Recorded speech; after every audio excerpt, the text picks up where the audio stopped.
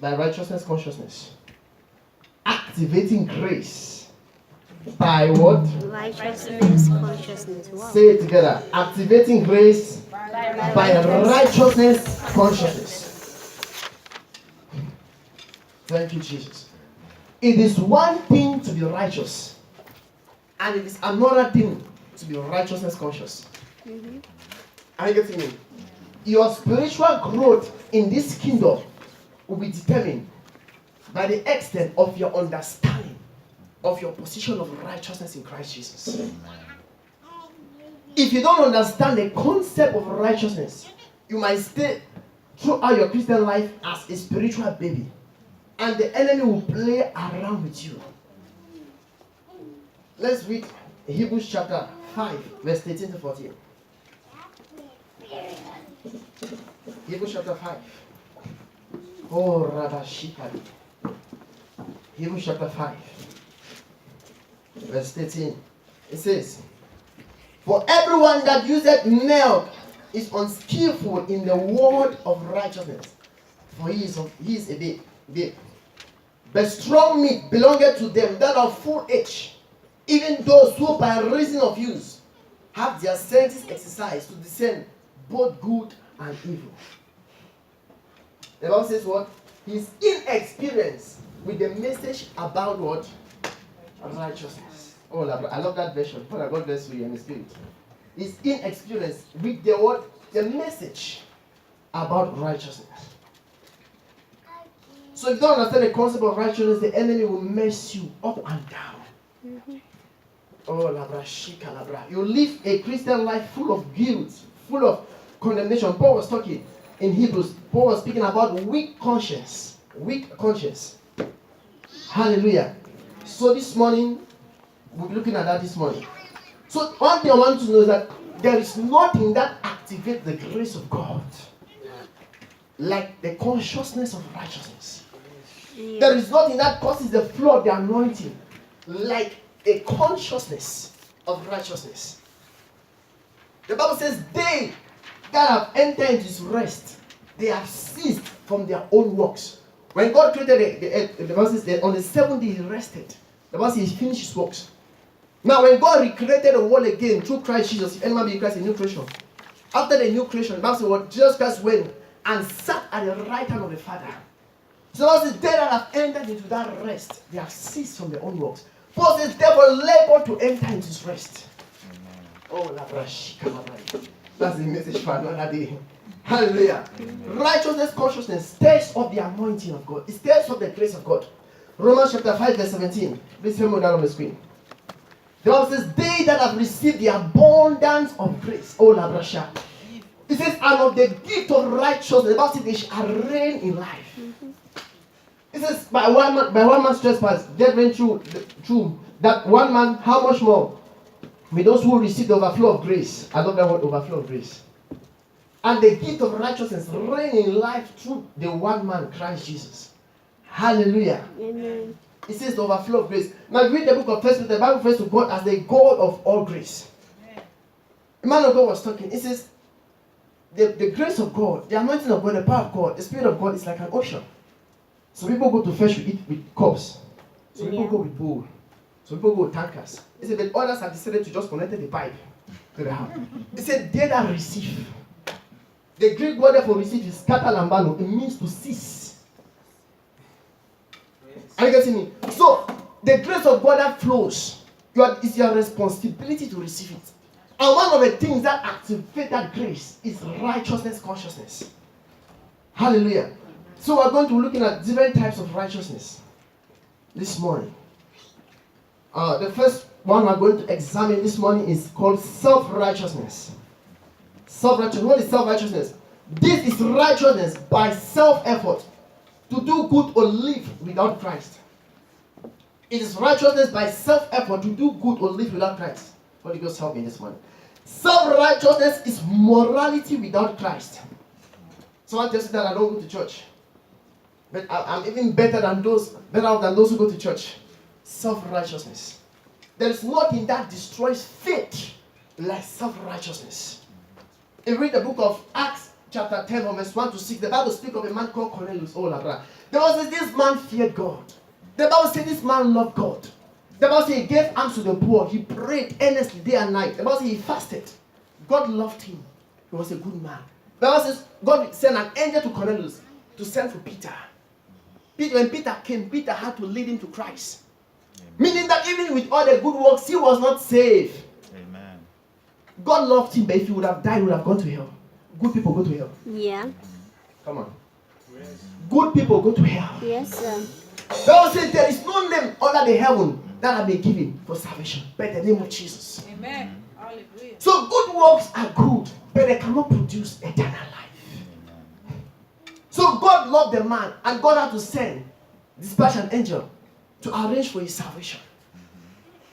So let's look at Mark chapter 10, from verse 17 to 23. Holy Spirit, help me this one. Well, this is the most misunderstood concept in the body of Christ today. This concept. Some churches will tell you, don't put your rings. Some churches will tell you, don't. My God. And if you don't understand this concept, I mean, your spiritual life will be like this. I've suffered from it, and I had to study it the hard way. I'm telling you, I had to study it. My mind was messed up. Ooh. My mind was completely messed up. Now look at what it says.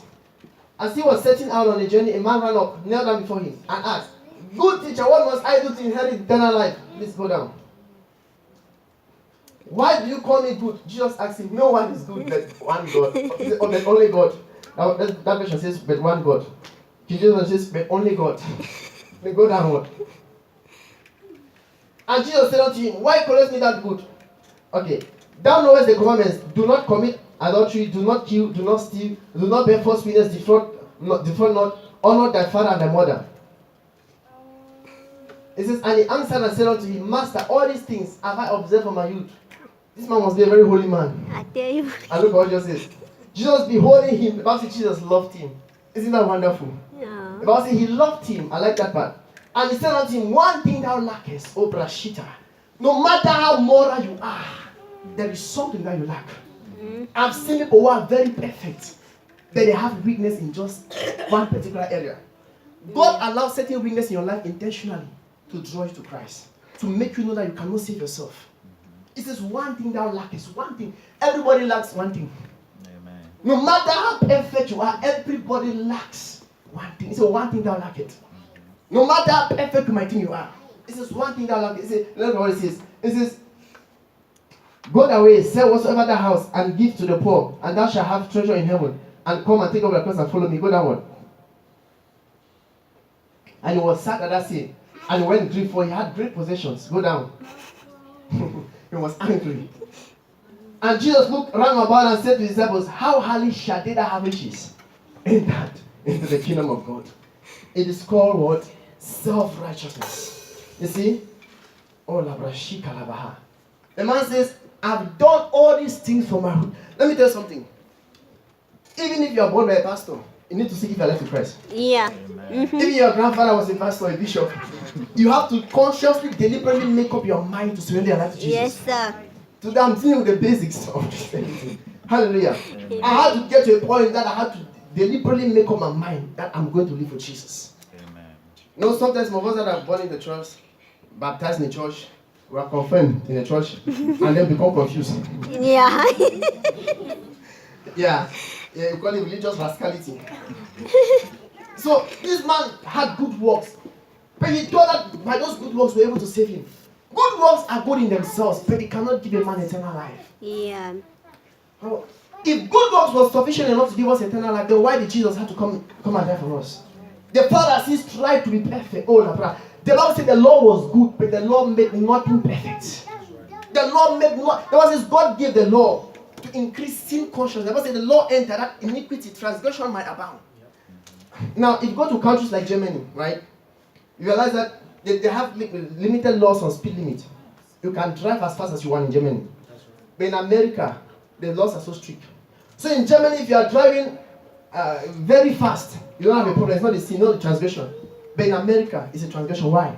Because of the law. Law, yeah. There was a, before the law came, sin was in the world. But people were not conscious of sin because there was no law. It's not like when you go to school that they say that you don't have to plait your hair. I mean, there are no laws. You can apply your head, whatever you want to do. There, you realize that there is no consciousness of transgression. But they come with the policy that, okay, you must not ply your head. If you ply your head now, what have you done? You have transgressed the law. So the law was given, number one, to show man that man has a weakness. Even Moses, who collected the law on Mount Sinai, but he broke it out of anger. He himself could not keep it. Right at the mountain where he collected, Moses, he broke the law. So the law was given to bring man to Christ. That's why read Galatians 4. The Bible says what? That the law was a schoolmaster to direct us to Christ. So the man said, I have kept all these things from my youth. But Jesus told him what? You lack something. Are you getting me? Mm-hmm. When you meet people on the street, maybe at your job site, wherever, and they claim to be religious, tell them you lack something if you don't have Jesus. Are you getting me? Mm-hmm. Today I'm dealing with the basics. Isaiah chapter 64 verse 6. Let's look at what God says about self-righteousness. Isaiah 64 verse 6. Isaiah 64 verse 6.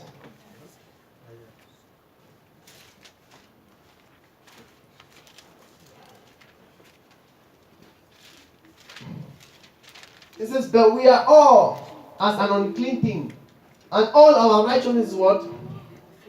As what? Self-righteousness things in the face of God. It says, our righteousness, self-righteousness is what before God as filthy rags. Filthy rags. When you understand the concept of righteousness, you'll be very humble. Oh, la brashika bradi. Ha ha ha ha. You will not judge another person. Thank you, Holy Spirit. Now, unmanaged self-righteousness will turn into pride. Luke chapter 18. Unmanaged self-righteousness will turn into pride. Luke 18, I'll read from verse 10 to 14.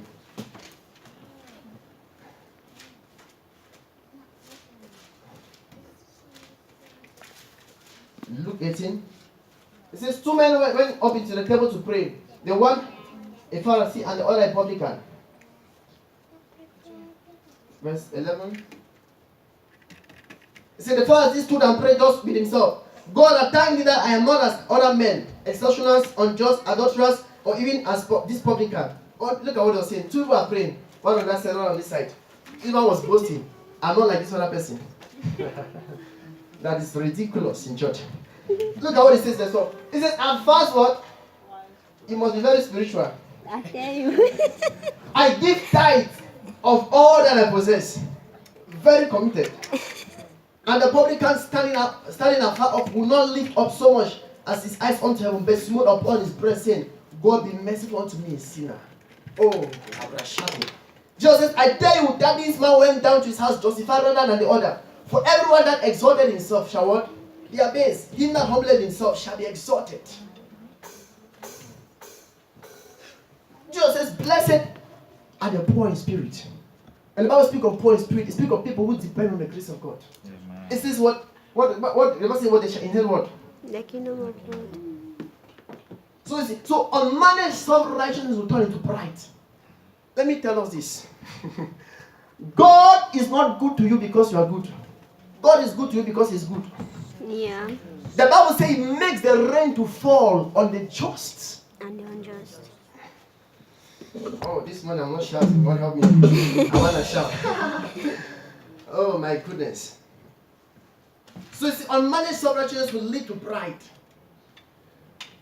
And you feel like you are more better than others. You feel like you deserve the blessings of God more than others. God had to teach me this a long time ago, and it changed the way I see things. He felt like his good works gave him the right to receive certain things from God. Self-righteousness, it hinders the flow of the it hinders it. But that's what people cannot understand. You see that rascal who have robbed life, he gets into church, even with destroy. Then his head scattered, and he prayed. And God baptized him with the Holy Spirit. You say, how can God use that dirty sinner? You don't understand how God works. Yeah. The man of God was giving a testimony, Ken Ihagin. He was mentioned in a crusade some years ago. It's a blessed memory now. He said there was a woman. He called a woman out to pray for her to receive the Holy Spirit. He said, God told him to stop and explain to the church. Because the church knew that lady. She said, can't let that today since in church. Tomorrow she's out. She was like that. So Ken Ihagin, he said, he stopped and explained. He said that he does not know what God is telling him, but he has never met this lady before. But what God is showing is that this lady her life is this way. But God is telling him that he has to pray for her to reach the anointing on her. That while the lady sat there, that God saw her heart, that the lady was crying within herself that God help me. I want to save you. Then after that explanation, she prayed, and the anointing came on that woman. She received the Holy Spirit. You see, that church broke into two. After they said, the pastor called him that if you do not explain this, the church would have pushed you out as a false prophet. Because they knew, now they felt like she was not qualified to receive it. So the man of God had to explain. God looks at the heart. Amen. That was the problem that Jesus had with the Pharisees. He said they are like whitewashed tomb. Outwardly they are very beautiful. He says inside is full of skeletons. It is full of skeletons. Someone said that in heaven there are going to be 3 surprises. Mm-hmm. The first surprise is people you don't expect to be there. You see them. Yeah. Oh, Shakira. 4 wonders of heaven. That lady you have concluded about her, you'll be shocked to see her in heaven. And Jesus tell you congratulations. Yeah. I'm telling you the sad truth. Yeah. The first shock that people get in heaven, that people you are not expecting to meet, you meet them there. Then the second surprise is those that you were expecting to see, You will not see. you will not see them. That's sad. That pastor, that bishop, that brother that you thought was on fire. Oh shit, come on. Then the third surprise is that you finally be shocked that you yourself you made it. Yeah. How did I come to this place? I will not be shocked. Hallelujah. That's why if we read John chapter 8 verse 11, Jesus told the woman caught in the act of adultery, he says, neither do I condemn you. He says, go and sin no more. The religious leader, God said, the body this woman, they were stoning her. He said, you have never seen. He says, cast a stone on this woman. The Bible said they left from the oldest to the youngest. I guess the oldest person had the highest sin. The Bible said they left in that order. He says, neither do I condemn you.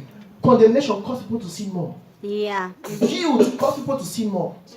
If you don't condemn a person, you'll be empowered to live in righteousness. The Bible says it is the goodness of God that leadeth men to repentance. That's why that people can be doing wrong and God is showing them mercy. Not that they should continue in it. That's why we cannot continue to live in sin against man about. Yeah. God showed them mercy because the mercy is what opens you up to repentance. So it says, neither do I condemn it. It is called a gift of no condemnation. It says, what is it? There's therefore now no condemnation to them that are in Christ Jesus. Oh, Jesus. Holy Ghost, help me this morning. You know, sometimes you just feel like preaching something, you're like, maybe I should follow my notes. Oh, Rabashika Brade. Hallelujah. Now, Luke chapter 15. Luke chapter 15. Verse 20 to 32. Unmanaged self-righteousness will turn into bitterness and envy. Luke chapter 15. I'll read from verse 20 to 32. And he arose and came to his father, but when he was yet a great way off, his father saw him and had compassion and ran and fell on his neck and kissed him. And the son said unto him, Father, I have sinned against heaven and in thy sight. I'm no more worthy to be called a son. But his father said unto his servant, Bring forth the best robe and put on him. And he put a ring on his hand and shoes on his feet.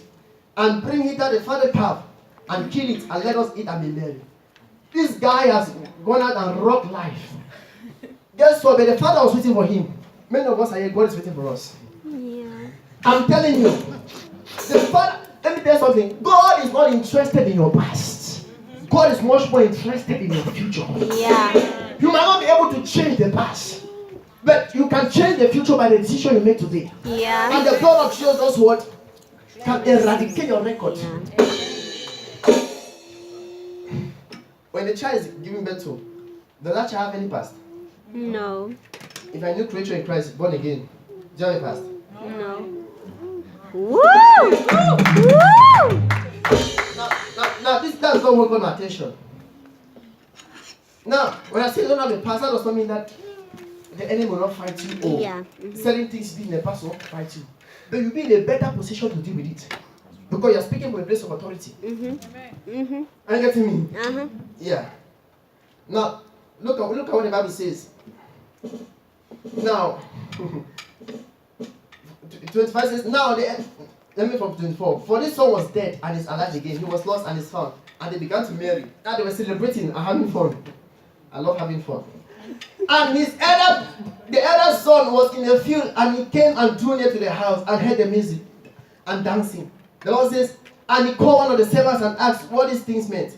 And he said unto him, thy brother has come, and the father has killed the fatted calf, because he had received him safe and sound.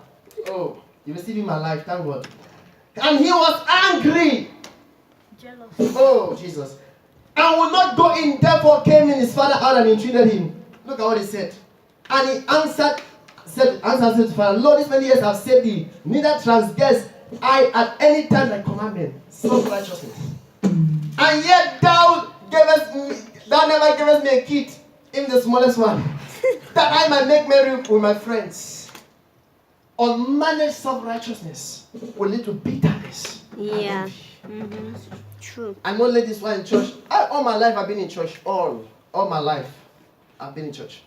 I've seen girls who have been in church for long. This rascal just came into church, gave her life to Christ. 3 months later, a student pastor or a brother in church proposing to her, and they are mad. I've given myself all these years, and this rascal. Self-righteousness. If you don't manage, you turn into bitterness and everything. Now, he felt like he was more deserving to receive it by his good work. He said, I've never kept my commandment. As it blocks the anointing. Yeah. The period in my life I was asking God why continuously. The first time I had issues with the Canadian embassy, the pastor called me at night. No, my elder brother called me at night. He told me, he said, your case has been suspended. I ran out of the house, wide into the bush that night. I was confused. I was sleeping, they went up with that call, that bad news, 2015, those years were hell. I came back, breathing. You see, your documents, in fact, it was like, crazy issues were happening. I came back to the house that night, tried to sleep. My phone rang, the pastor called. He said, the preacher tomorrow, it was Saturday night, the preacher will not show up, so you are going to preach. Jai! I wish I knew what I knew today. Then I was so just quiet. I said, yes, pastor, I'm going to do it. Thank God that I already had messages. Those days I should just prepare messages and keep. Not now that at least. Then I just have quite a lot of messages. Come and sing the next day in church preaching. Preaching. It was December time, it was Christmas. People were excited, they were blessed. After the service, oh man of God, we are blessed. I said, after the service, I ran to the house, shut myself, and I was crying. Oh, what is she? I encouraged people, but I could not encourage myself. I was like, God, but why? Then I saw unbelieving friends, rascals.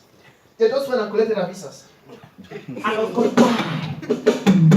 And God had to teach me some things. Holy Spirit, help me. What I'm sharing with you today, I can teach you for 1 month, morning, afternoon, evening, morning, afternoon, for 1 month every day. So I'm just giving you some man. Because he was angry. He said, I've served you all the years. Number 1, service. Number 2, I'm not broken any of your commandments. He says, even the little one, they have not remembered me. Is that not what happens in church? People get like, how can God use that sister? I used to know our boyfriends. God is sovereign. God is not the respect of persons. I hear you, sir. How can that father? He was angry because his father was blessing somebody he knew something about his past. Yeah. Sometimes church people get annoyed when they see God blessing people they know something about. How can God use that body? It is none of your business. It's between God and that person. I tell you. God says, I'll be merciful to whom I want to be merciful. Oh, shika bradeka broshka. It is that if you don't understand certain things in life, you'll be very judgmental. Yeah. I'm telling you, 2 people will do the same thing and God will punish you and leave one. It's none of your business. God searches the inward part. The Bible says God understands the thoughts of man. Yeah.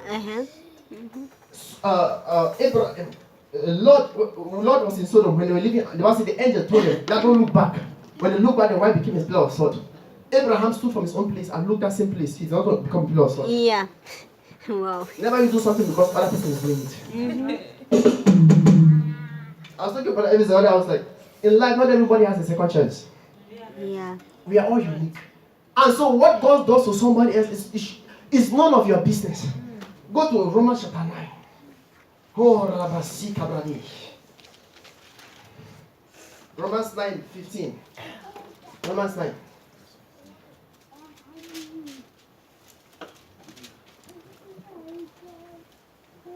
And he said to Moses, I will have mercy on whom I will have mercy. I will have compassion on whom I will have compassion. Esau have I hated, Jacob have I loved. You can do nothing about it. Yeah. No apologies. The Bible says, God killed and make it alive. No apologies. Don't ask God why or how. He's God all by himself. That's why a man of God was praying for a particular case. And the person did not make it. And he was like asking God, what really happened?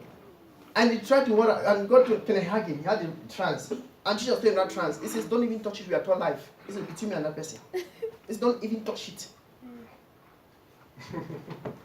My goodness. So on manners self-righteousness, we lead to bitterness. And what? Envy. That's that your motivation for working for God should be love. Are you getting me? Yeah. Paul talks of the labor of love. You're not working to get something. God is good to you because He's good. Are you getting me? The Bible says in Titus that it is not of the good works that we have done. So I'm preaching because I'm in love with Jesus. Amen. I'm sacrificing because it is true that there are rewards. Are you getting me? But if you limit yourself, hold on, Rashika, we'll get to that. Hello. Hi. All right. For the sake of time, let's move forward. Let's get to the next type of righteousness. I'm dealing with self-righteousness now. So this righteousness comes by self-effort, good works. And self-righteous people are very arrogant. They feel like they are better than others. I'm telling the sad truth. The Pharisee said, I am more like this publican. And also what he has skeletons in what? That's why sometimes when people were saying bad things happen to people in the church, we get confused. That brother was so nice. Mm-hmm. That's it. You don't know her, you don't know him. I stand here, you don't know me. Mm-hmm. Come on. That's why it's dangerous to live your life by the approval of people. Yeah. Mm-hmm. You can approve me, but you don't know I'm a devil.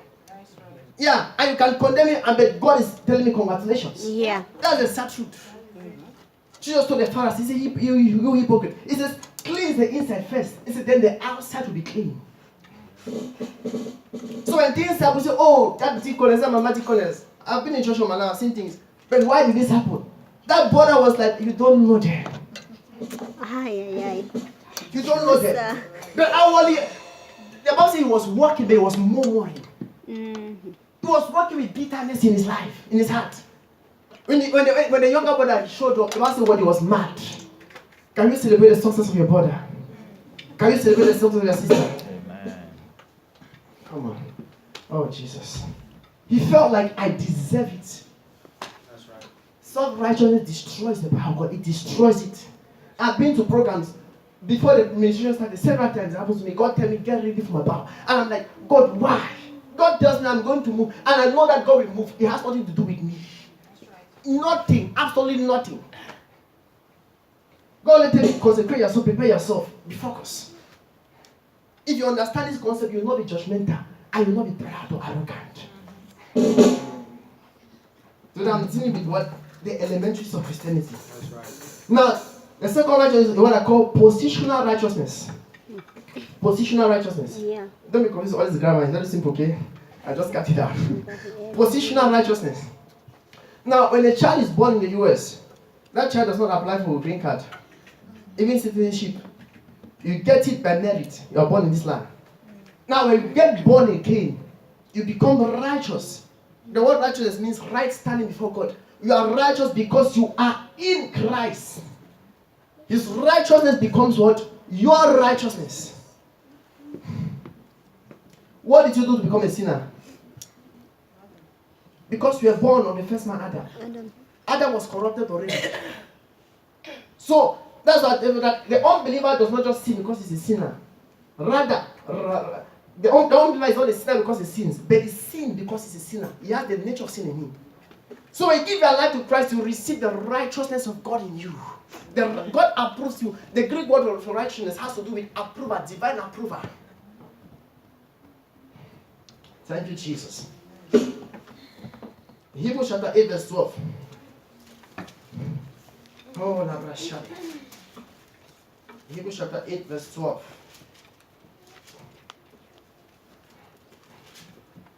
For I will be merciful to their unrighteousness and their sins, and their iniquities I will remember no more. Yeah. There's another portion. We'll get to that later. Now read Isaiah 43:25. Isaiah 43.